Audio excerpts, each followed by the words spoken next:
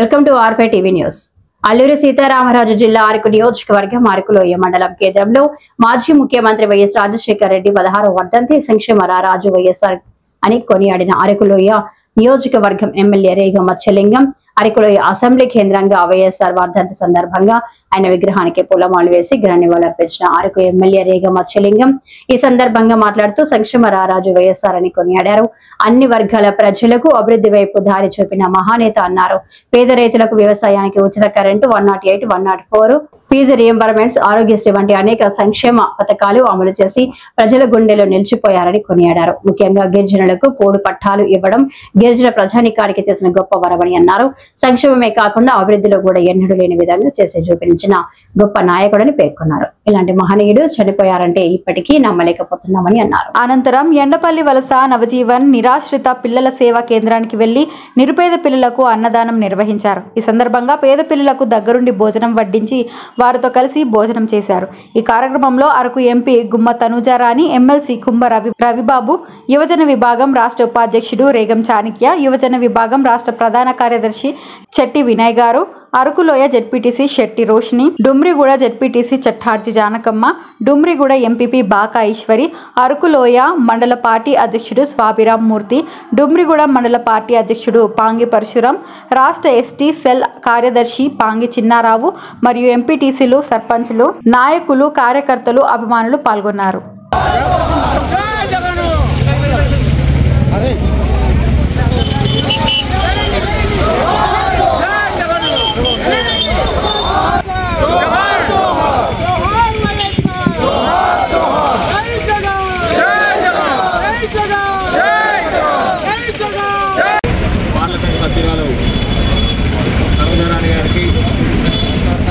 అలాగే సర్పంచులకు, ఎంపీటీలకు, జడ్పీటీసీలకు, అలాగే వైఎస్ఆర్ పార్టీ వివిధ కేంద్రంలో ఉండేటటువంటి నాయకులందరూ కూడా పేరు పేరు నమస్కారాలు తెలియజేస్తూ, మరి మిత్రులారా, ఈరోజు అందరికీ నమస్కారం.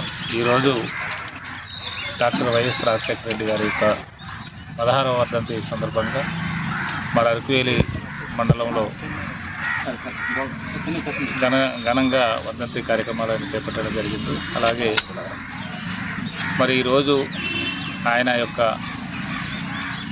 పేరును స్మరించుకోవడం అనేటటువంటిది గర్వించదగినటువంటి విషయం. ఎందుకంటే ఆయన ఆంధ్ర రాష్ట్రానికే ఒక స్ఫూర్తిదాత, సంక్షేమ కార్యక్రమాలు చేపట్టడంలో మరి ఆయనే సాటి అని చెప్పి చెప్పగా తప్పదు. ఎందుకంటే గతంలో ఎంతోమంది ముఖ్యమంత్రులు చూసాం, కానీ ఈరోజు చూస్తున్నాం. కానీ ఏంటంటే ఆయన చేసినటువంటి సంస్కరణలో భాగంగా ఆయన చేపట్టినటువంటి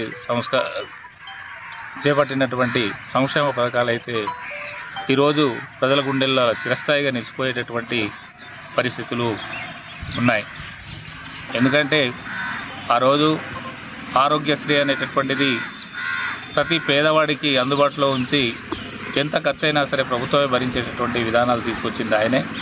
అలాగే మరి ప్రతి గ్రామానికి ఈరోజు 108 తిరుగుతూ ఉన్నదంటే దాన్ని కూడా ప్రవేశపెట్టినటువంటి వ్యక్తి ఆయనే.